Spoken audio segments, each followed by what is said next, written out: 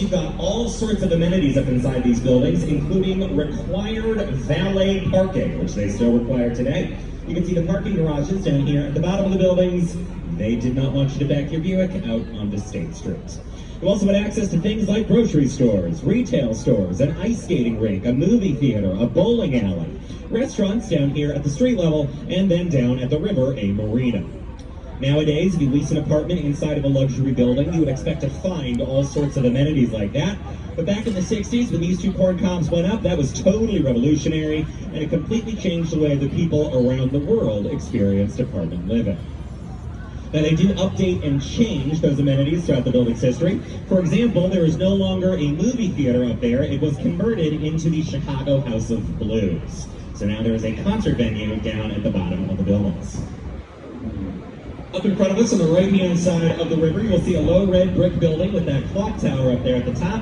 That is the Reed Murdoch Center.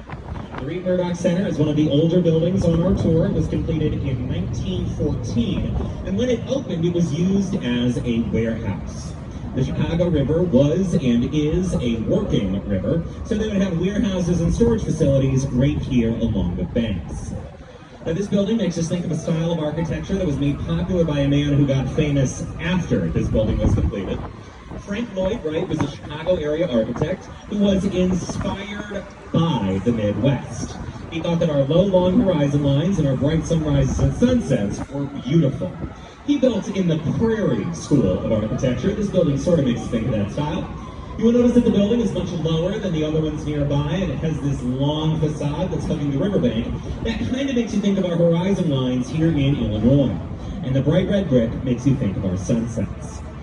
You will also notice that the front of this building, the facade of the building, is facing us here on the river, and not either of the streets the building is located on. That's because this building conforms to a 1909 plan for Chicago that was set out by Daniel Burnham.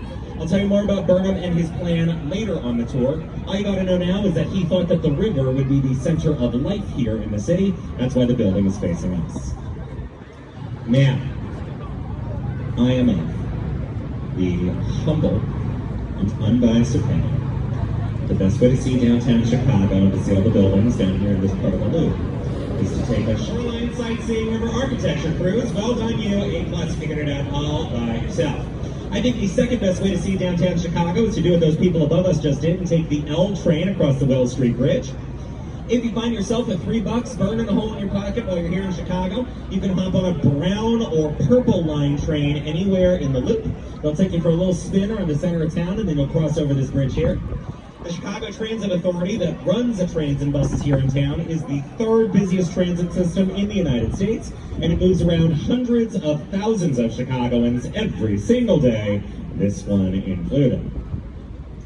Over on the right-hand side of the river, you will see a giant gray Indiana limestone building with those vertical racing stripes made by the inset windows into the facade.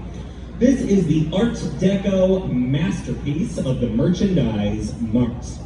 Merchandise Mart was constructed in 1929 for the Marshall Field department store, and upon its completion, it became the largest building on Earth, a record it would hold until the completion of the Pentagon just outside of Washington, D.C.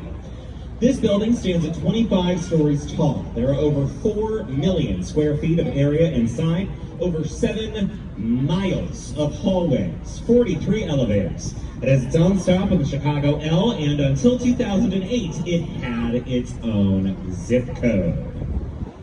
1929. Terrible time to be doing major building projects because of the oncoming Great Depression and Second World War. Folks who built this building had to sell it in the 40s to pay back some taxes they owed. They sold it for less than half of what they had paid for it. We're coming into a part of the river that we call Wolf Point. Welcome to Wolf Point, everyone. Wolf Point is where the main branch of the Chicago River that we've been on so far this afternoon meets up with the North Branch, which is over on your right-hand side, and the South Branch, which is down on your left. If you're thinking like a historian, you may ask yourself the question, why is Chicago here? Why is the third largest city in the United States here on this part of Lake Michigan and not anywhere else? And the answer is very simple. It's because of the river we're on right now. The South Branch of the Chicago River carries on for quite some ways, and it gets very nearly close to the Des Plaines River. but those two rivers do not naturally connect. Here on the Chicago River, we're connected to Lake Michigan and the rest of the Great Lakes watershed, and down on the Des Plaines, they are connected to the Mississippi River and then eventually the Gulf of Mexico.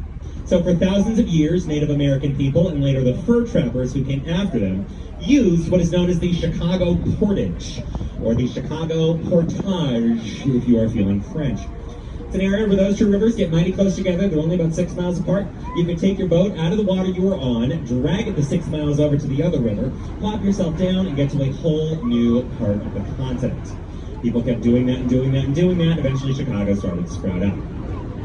Now, this portage would become important later in Chicago's history. As I mentioned before, the Chicago River used to be gross. We used it as our dumping ground. The meatpacking industry that was based along the banks of the river used to throw all their gunk and garbage out into the water. And the sewer system used to empty right into the Chicago River, and all of that would float out into Lake Michigan, where Chicagoans get their fresh drinking water. Oops. And so in the late 1800s, the U.S. Army Corps of Engineers came to Chicago to help save us from ourselves. They did not do that by cleaning the river. They dug a canal that connects the South Branch down to the Des Plaines, which literally runs downhill. So once the canal was mostly completed, gravity started pulling water away from the South Branch and permanently reversed the flow of the Chicago River. You are currently floating on the only river on Earth that flows away from its mouth. And when they successfully reversed the flow of the Chicago River, they took all that gunk, all that garbage, all that pollution, and they made it Missouri's problem. Over on the left-hand side of the river, you got this pink building with all the windows on the riverside. This is the oldest building on our tour. It's from 18...